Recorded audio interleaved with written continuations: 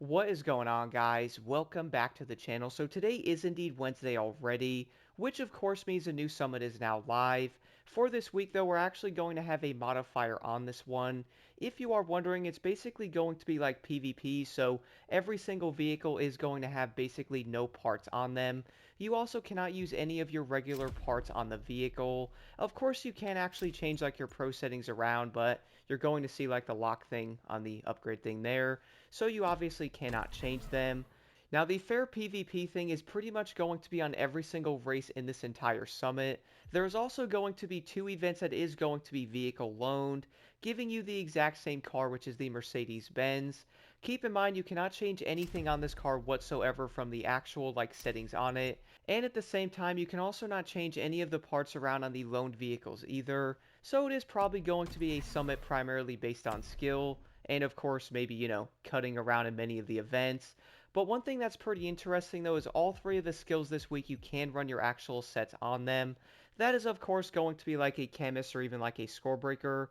Also for this week, guys, we do not have a plane in the Bullseye either. So if you are running something like a motocross bike, an Alpha GP, or like even a hypercar, but the biggest thing for the Bullseye this week is probably mainly going to be a score breaker set. If you actually do have one, you can basically run any class. And luckily this week though, you also do not have to run a plane. Of course, if you are feeling kind of spicy, I would not recommend it. If you do have a score breaker set though, all you will have to run is that on basically any class, and you can get 150,000 points. And then moving over to the next skill, which is going to be a slalom. For this one though, I would recommend running something a bit faster like a hypercar, even like a racing. I did end up doing this the first time with a motocross bike, but that thing is unfortunately going to be a bit too slow, and I do think we can most likely agree the number one vehicle is an Alpha GP. But do keep in mind though, guys, this is going to be a slalom, so similar to the lovely escapes, the traffic is going to be ridiculous. And then for the final skill here, we are going to have an escape. So for this one, you can indeed run like a hypercar, which I would say most players might end up doing so. And then of course, depending on the route, you can also jump into a boat.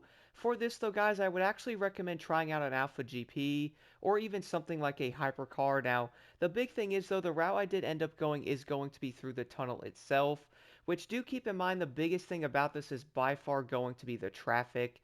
And of course, on top of that, though, you also get a lovely 2-for-1 special, adding traffic into a tunnel. My goodness, I never thought how bad this could actually be. Like, yeah, you might end up wanting to add a car to a tunnel, big whoop, but of course, being in a skill and a summit here in Motorfest, the traffic is going to outnumber the drivers. They are legitimately everywhere.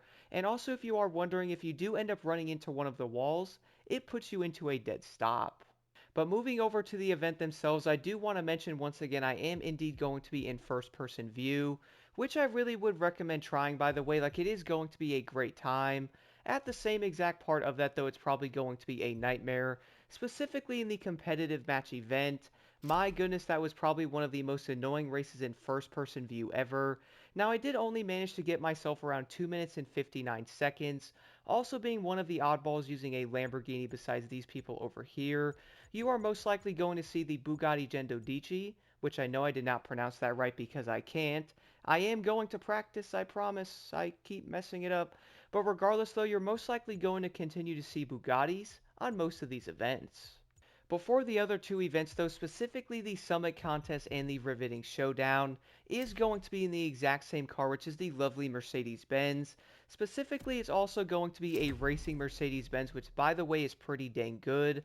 Funnily enough, I would actually like to know what build is on this car because this thing handles perfectly. Even though you cannot change like around your parts on this car, like your pro settings, I would say the biggest thing with this event is by far going to be the skill of actually driving in the said event. My goodness, you actually have to drive the car. Wow. Who would have thought? And of course, on top of that, though, we are most likely going to have ourselves some McCheaters. I personally do not want a large fry on the side of my double McCheaters. But my goodness, though, one of the biggest things about the Mercedes, though, is probably going to be the corners and how fast you come out of them. And then for the next event, though, is going to be a Tier 2 class with the lovely Acura NSX, which I would admit, though, this car is probably going to be fairly decent. One thing that's kind of funny about this, though, is even though you guys are seeing, like, different levels on the cars here, that is once again not going to matter because every vehicle is the exact same level. Now, running first-person view on some of these events can make them a lot more difficult.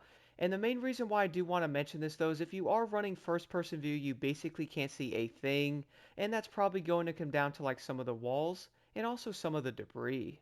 But moving over to the next race though is going to be a Street Tier 2 USA based event.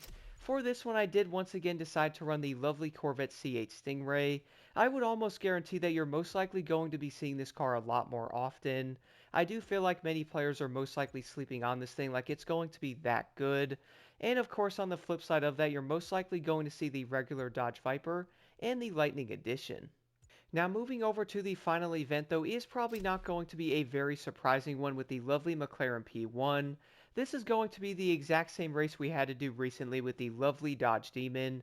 Now for this event though, there is going to be a ton of cuts on this one, which by the way I did none of them. I also did end up doing like a small one probably in the beginning, like basically cutting around 2 or 3 of the objectives, but this event is most likely going to have a lot of cuts in there, so if you are seeing people around 5 minutes or so, that is going to be why. The McLaren P1 though for me is probably not going to be a number one hypercar choice. Like, I wouldn't say it's a terrible vehicle, but going around certain corners I would say this car is going to be slightly unstable. Luckily the acceleration is insane though. But overall though I did have a great time doing this summit. I would say many players are most likely going to like the fact that it is going to be fair. At least we think it is. If you guys have any questions at all, let me know in the comments below. Let's jump right into this.